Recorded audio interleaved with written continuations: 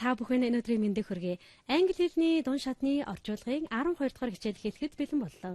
Өнөөдрийн хичээлээр бид нэр causative буюу бусдаар үйлдвэрлэх хэвийн хэрхэн үүсдэг мөн эдгээрийн орчуулгуудыг хамтдаа сурцгаах болно.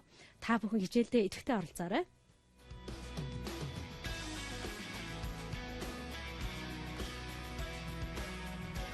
Бусдаар үйлдвэрлэх хэвийг англи хэлэнд have, get, make гэсэн гурван үйл үгийн тусламжтай үүсдэг. За бүгдээрээ жишээ өгүүлбэрийг харцгаая. Эхний жишээ I made my sister wash the dishes. I made my sister wash the dishes. Аль үйл үг нь цагаар хуурж байгаа. За аль үйл үг нь цагаар хуурахгүй байгааг маш сайн хараарай. Хоёрдугаар жишээ I had my sister wash the dishes. I had my sister wash the dishes. Гуравдугаар өгүүлбэр I got my sister to wash the dishes. I got my sister to wash the dishes. Гэсэн ийм хэлбэрээр үүсдэг байх нэ. Тэгэхээр үүний хажуудаас утгын ялгаа бага зэрэг байгааг харуулсан хүснэгт байна. За ингээд бүгдээрээ саяны үйл өгүүдийг томьёолоод үзэх юм бол make гэсэн хэлбэрээр бид нэр бусдаар үйлдвэрлэхийг үүсэхдээ X makes Y do something. X makes Y do something. Тэгэхээр make гэсэн үйл үгийн цагаараа хувираад do гэсэн хоёр дахь үйл өгүүд нь анхныхаа хэлбэрээр байх нэ. За хоёр дахь хэлбэрээ буюу have-ийг харцгаая. X has Y do something. X has Y do something. Мөн do гэсэн үйл үг хоёр дахь үйл үг хувирахгүй байна. За гурав дахь томьёолыг харцгаая. X gets Y to do something. Тэгэхээр нөгөө хоёроос ялгаатай байгаа нь хоёр дахь үйл үг маань to гэсэн infinitive хэлбэрийг авч ирж байгаамаа. Тэгээ энэ гурван хэлбэр гуруула монголоор хин нэгнээр тэгүүлсэн, ингүүлсэн гэсэн ийм ерөнхий хэлбэрээр үүсдэг байх нэ. Ингээд бүгдээрээ хичээлээ make гэсэн үйл үгнээс эхэлцгээе. За жишээг харъя. X makes Y do something. I made her cry. I made her cry. Энэ өгүүлбэртээс үеийн эзэн I байна. Тэгвэл үеийн эзэн cry буюу уйлаад байгаа биш харин уйлуулж байгаа хүн байна. Тэгэхээр уйлаад байгаа үеийнхийг чинь her байна. За үүнийг бид нар орчуулах юм бол би түүнийг уйлуулсан. Би түүнийг уйлуулсан гэж байна. За уйл гэсэн үйл үгний cry энэ дээр бид нар уул гэсэн дааврыг залгасан байна. За made буюу өнгөрсөн цагийг бид нар сангийн дөрвөн зэргээр үүсгэсэн байна. Ингээд бүгдээрээ энэ үйлбэрээ арай өөр цаг дээр хэлцгээе. Би түүнийг байнга уйлуулдаг. Би түүнийг байнга уйлуулдаг гэсэн өгүүлбэр дээр бид нар I always make her cry. I always make her cry. За тэгэхээр бид нар cry буюу за тэр уйл гэсэн үг маань өөрөө хувирахгүй гэж үзсэн. За эвнийг бид нар арай өөрөөр хэлж үзье. Би түүнийг олон удаа уйлуулж байсан. Би түүнийг олон удаа уйлуулж байсан гэх юм бол I have made her cry many times. I have made her cry many times. За энэ өгүүлбэрийг ирээдүйн цаг дээр хэлэх юм бол би маргааш түүнийг уйлуулнаа гэх юм бол I will make her cry tomorrow. I will make her cry tomorrow гэж хэлнэ. Тэгэхээр make гэсэн үйл үг маань цагуудыг аваад за make-ийн араас орж ирж байгаа үйл үг нь анхны хэлбэр дээр байх нэ. Ингээд бүгдээрээ англи өгүүлбэрийг монгол руу орчуулцгаая. За make гэсэн хэлбэр орж ирж байгаамаа. Эхний өгүүлбэр байна. The doctors made the patients stay in bed. The doctors made the patients stay in bed. За patients гэдэг маань өвчтөн гэсэн үг байна.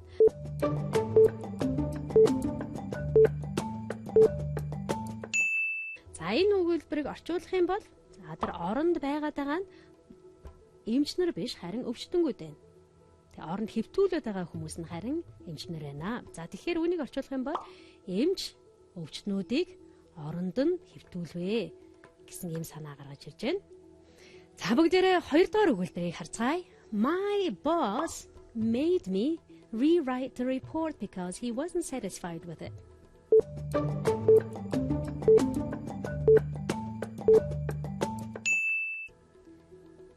За report гэдэг маань тайлан, rewrite дахин бичих. Тайлан дахин бичээд байгаа хүн нь манай дарга биш, харин би байна. Харин бичүүлээд байгаа хүн маань дарга байна. Тэгэхээр үүнийг бид нэр орчуулах юм бол за дараа маань сэтгэл хангалуун биш байсан учраас надаар тайлан дахин бичүүлсэн гэсэн ийм санаа гарч ирж байна. Тэгэхээр надад сонголт байгаагүй, бичихгүй гэсэн сонголт байгаагүй, харин бичих хэрэгтэй болсон байх нь тийм ээ. За 3 дугаар өгүүлбэрийг хамтдаа харцгаая. I made my son wash windows before he could go outside to play with his friends. I made my son wash windows before he could go outside to play with his friends.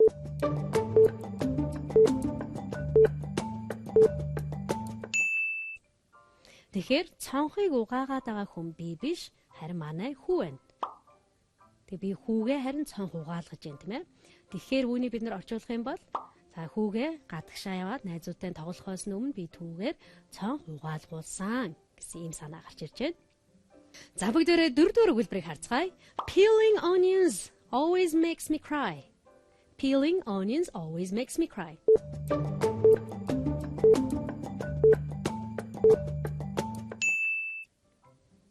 Сонгон арилах нь намайг дандаа уйлуулдаг гэсэн ийм хэлбэрээр орж ирж байна. За тэгэхээр уйлаад байгаа хүн нь би байна. Намайг уйлуулад байгаа хүн нь сонгон байна. Үүнийг монголоор орчуулах юм бол сонгон арилахад би дандаа уйлдаг гэсэн ийм санаа гарч ирж байна. За 5 дугаар өгүүлбэрийг харцгаая. Make it move. He whined at his father. За Harry Potter гэдэг номны хэсгээс орсон. За Dudley Harry-гийн за зэн энийг ярьж байна тийм ээ. Make it move. He whined at his father.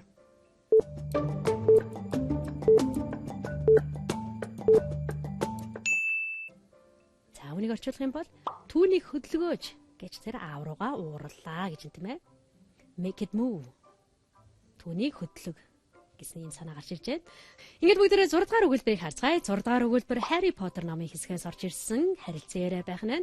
За Dudley, Uncle Vernon, Harry Potter гэсэн 3 хүний дунд болж байгаа юм харилцан яриана. Get the mail, Dudley, said Uncle Vernon from behind his paper. Make Harry get it. Get the mail, Harry. Make Dudley get it. Poke him with your smelting stick, Dudley. За гэж хэлсэн байна.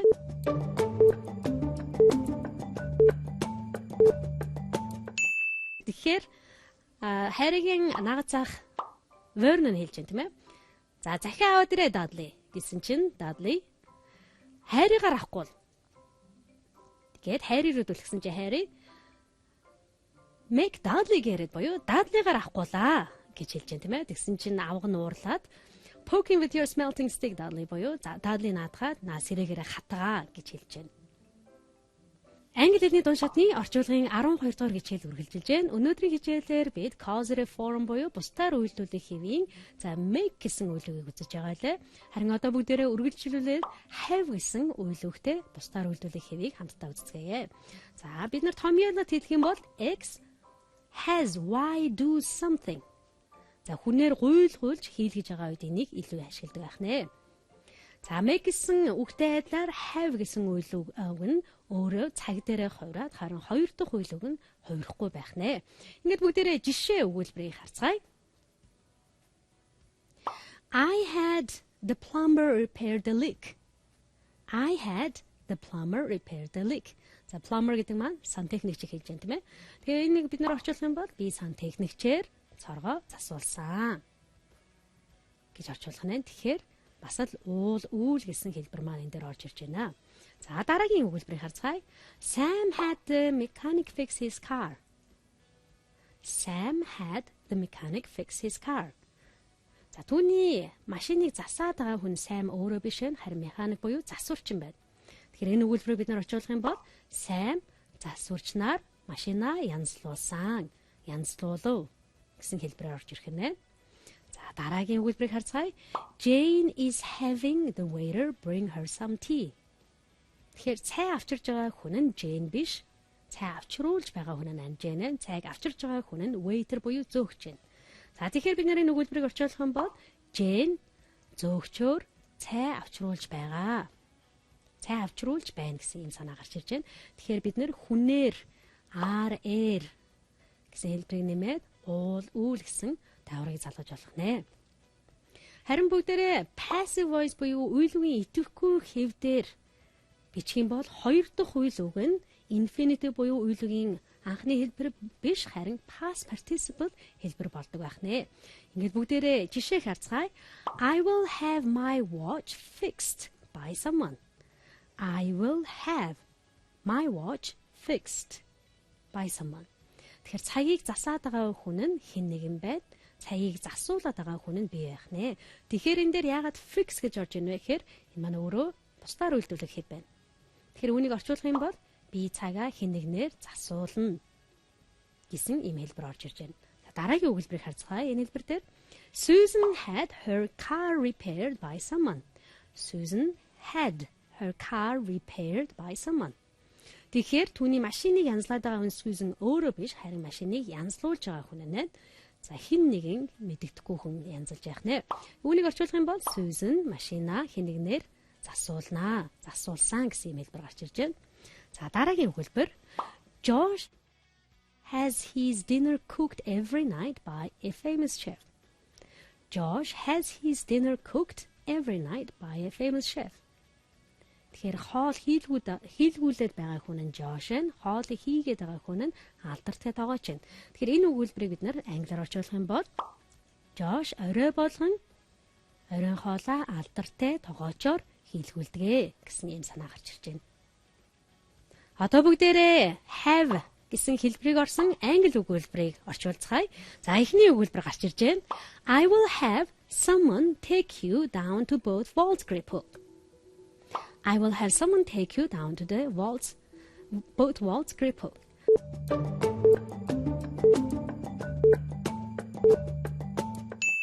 За тэгэхээр намайг аваачаад байгаа хүн нь I биш харин someone буюу хэн нэгэн гэж байна тийм ээ.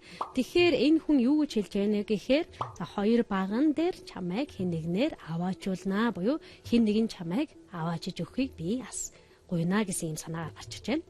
За хоёрдугаар өгүүлбэрийг харъя. Mrs. Cook has her house painted. Mrs. Cook has her house painted.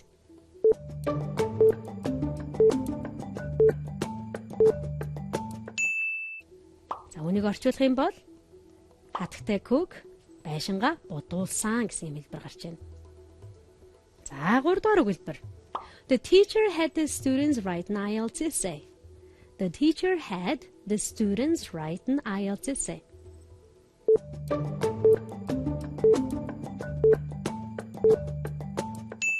За тэгэхээр эсэйг бичээд байгаа хүн багш биш харин оюутнууд байх нь бичүүлээд байгаа хүн харин багш. За үнийг орчуулах юм бол багш оюутнуудаар IELTS-ийн эсэ бичүүллээ гэсэн юм санаа гарч ирж байна. За бүгдээрээ 4-р өгүүлбэрийг харцгаая. Let's have the tank filled at the gas station before we head out to Darхан.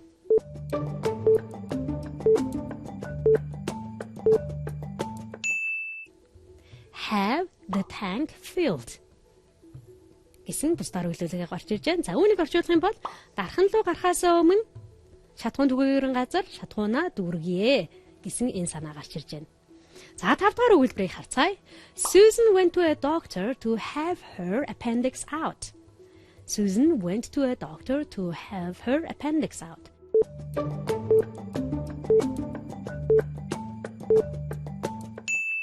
Appendix гэдэг маань олгоо хэлж байна.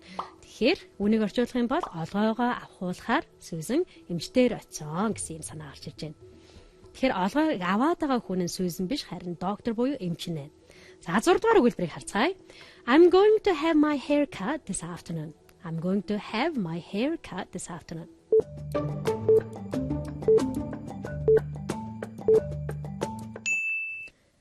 За үсийг засаад байгаа хүн нь I биш.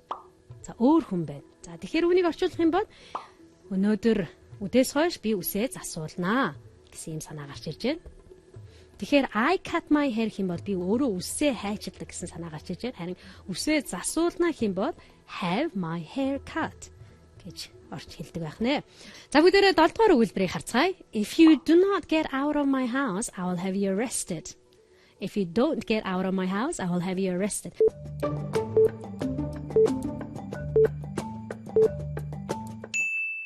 За causative хэлбэр нь will have you arrested гэсэн хэлбэр явж байна. За үүнийг орчуулах юм бол хэрэв миний гэрээс гарахгүй бол би чамайг баривчлуулнаа гэсэн энэ санаа гарч ирж байна. Англи хэлний дунд шатны орчуулгын 12 дугаар хичээл үргэлжлэн хурж байна. Өнөөдрийн хичээлээр бид нар бусдаар үйлдвэрлэх хэвийг сурсан. За дөнгөж сая бид нар make, have гэсэн үйлдвэртэй бусдаар үйлдвэрлэх хэвийг үзсэн бол одоо үргэлжлүүлээд get гэсэн үйлдвэртэй хэвийг харцгаая. За тэгэхээр get гэдгийн томьёолох юм бол X gets Y to do something. За үүний араас бид нар to do гэсэн infinitive хэлбэрийг оруулдаг байх нэ.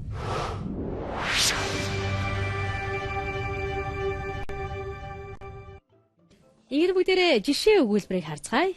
The students got the teacher to dismiss the class early. The students got the teacher to dismiss class early. За тэгэхээр get гэсэн хэлбэр маань ерөнхийдөө хүнийг ятгах гэсэн юм санаатай орж ирдэг. За энэ өгүүлбэрийг орчуулах юм бол оюутнууд багшаар хичээлээ эрт дуусгахыг ятгаж дөнгөө. Оюутнууд багшаар хичээлээ эрт дуусгуулахыг ятгаж дөнгөө гэсэн юм санаа гарч ирж байна. За дараагийн өгүүлбэрийг харъя. Josh got his friend to play soccer with him after school. Josh got his friend to play. Тэр найзыгаа ямар ч хэлсэн ятгахсан байх нь тийм ээ.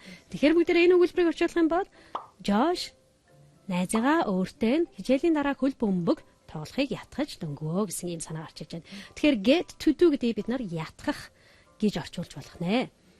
Харин одоо бүгдээрээ get гэсэн үйл үгээ орсон бусдаар үйлдвэрлэх хэвийн өгүүлбэрийг хамтдаа орчуулцгаая.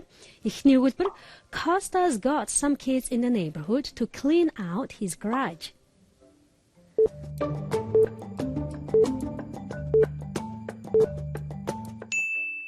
Got to clean гэсэн санаагаар хэлж байна. Тэгэхээр тэр гаражийг цэвэрлээд байгаа нь тэр хөршийн хүүхдүүд байна тийм ээ.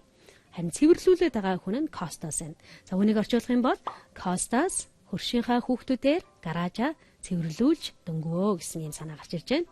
За бүгдээрээ дараагийн өгүүлбэрийг харцгаая. Tom Sawyer was supposed to paint the fence, but he didn't want to do. He was very clever boy. Somehow he got his friends to do it for him.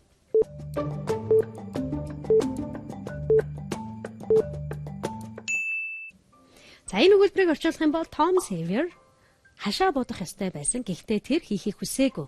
Тэр их ухаалаг хөвгүн байсан учраас найзуудаа үүнийг хийлгсэн буюу за найзуудыгаа хашаа бодохыг ятгаж дөнгөсөн гэсэн санаагаар хэлж ирж байна. За дараагийн өгүүлбэрийг орчуулцгаая. Sam was reluctant, but we finally got him to play his guitar for us.